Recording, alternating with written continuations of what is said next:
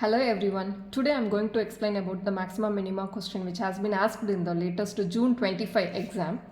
This is 8A question. This is a same kind of question which is illustration 7, which I have been explained in the Maxima Minima series.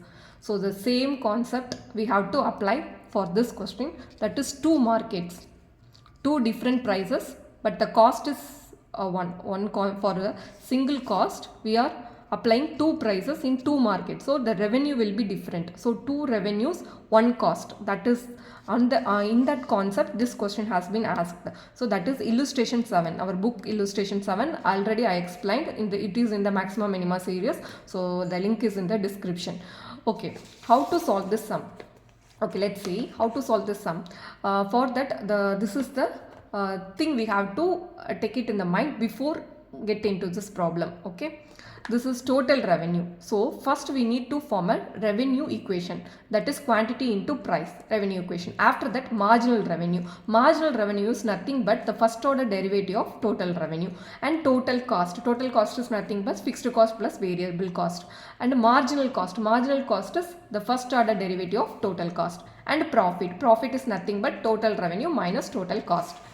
After that, we have to form the necessary condition. For this problem, the necessary condition will be marginal cost is equal to marginal revenue 1 is equal to marginal revenue 2. That is, first order derivative of cost is equal to first order derivative of revenue 1 with respect to quantity Q1 and first order derivative of revenue 2 with respect to quantity Q2.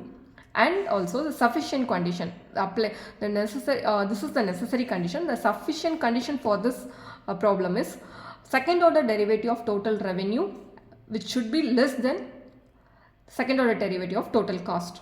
Same thing applies for revenue 2 also. This is with respect to Q1, this is with respect to Q2. For cost, the quantity will be the same. The quantity is equal to Q1 plus Q2. The quantity is Q1 plus Q2. The Q1 and Q2 are quantities sold at prices P1 and P2 respectively. So quantity is equal to Q1 plus Q2. Here in this sum, in this 8A sum, they have given the price 1 form equation and price 2 equation and also cost equation, and they also mentioned Q is equal to Q1 plus Q2. So from this equation we are going to calculate the profit. Okay, let's see. This is the step 1. The first step we need to in this problem is we have to form the revenue equation from the price 1 and price 2. So here they mentioned two markets. So we are going to mention total revenue 1 for market 1 and total revenue 2 for market 2. Okay. Here market 1 is equal to 400 minus P1 is, here it is given P1 400 minus 2 Q1 into Q1, and market 2 is equal to P2, that is 300 minus 2 Q2 into Q2, that is market 2. So from that we are arriving the equation 1 and 2. From this equation we are going to do the further steps. We are going for the further steps. In that further steps, the first step is marginal revenue function. We have to derive the marginal revenue function. I already said the marginal revenue function is nothing but the first order derivative of these two equations. So we are doing first differentiation. Okay, first time differentiation for this sums. Okay, that's equation 1 and equation 2. We are getting this equation 3 and 4, and also we are doing the first order derivative for total cost. So from that we are getting 60. So it is renamed as marginal cost 1, marginal cost, marginal revenue 1 and marginal revenue 2. This is our 3, 4 and 5th equation. So now we are going to apply the necessary condition. What is the necessary condition here? The necessary condition as per this problem is marginal cost is equal to marginal revenue 1 and a marginal revenue 2. So now we are going to equate marginal cost is equal to marginal revenue 1 and also marginal cost is equal to marginal revenue 2. From that we are going to calculate the quantity. Okay. For marginal revenue 1 is equal to marginal cost. So the third equation is equal to, we are going to equate third equation with the fifth equation, and we are going to equate fourth equation with the fifth equation to calculate the quantity. So from that we are calculating the quantities of Q1 and Q2. So third equation is equal to fifth equation, fourth equation is equal to fifth equation. From that we are arriving the values of Q1 and Q2. So we calculated the quantity 1 and quantity 2. So after that we are going to check whether the these quantities are equilibrium quantities. So by using sufficient condition we are going to check this equilibrium position. Okay, so for that I already told this is the sufficient condition for this problem. So for that we need to do second order derivative. So second order derivative for this is we are going to do in equation 3 we are going to do second time differentiation. From that we are getting value of -4, and for equation 4 also we are doing second order derivative, second differentiation -4.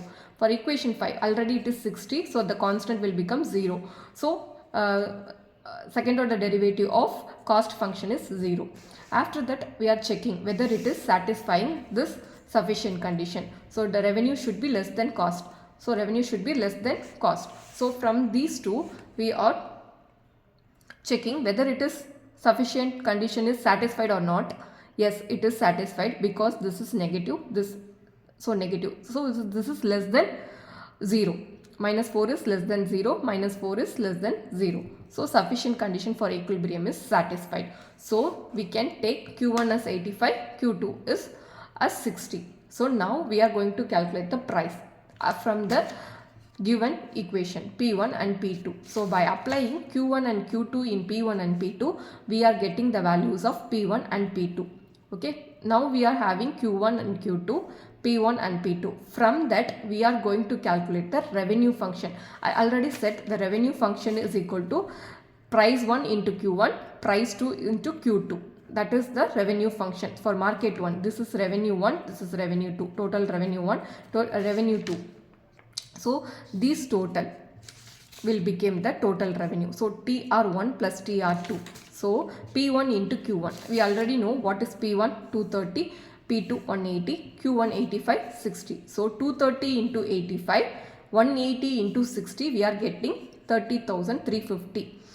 And one more method is there. Already I said we framed one equation.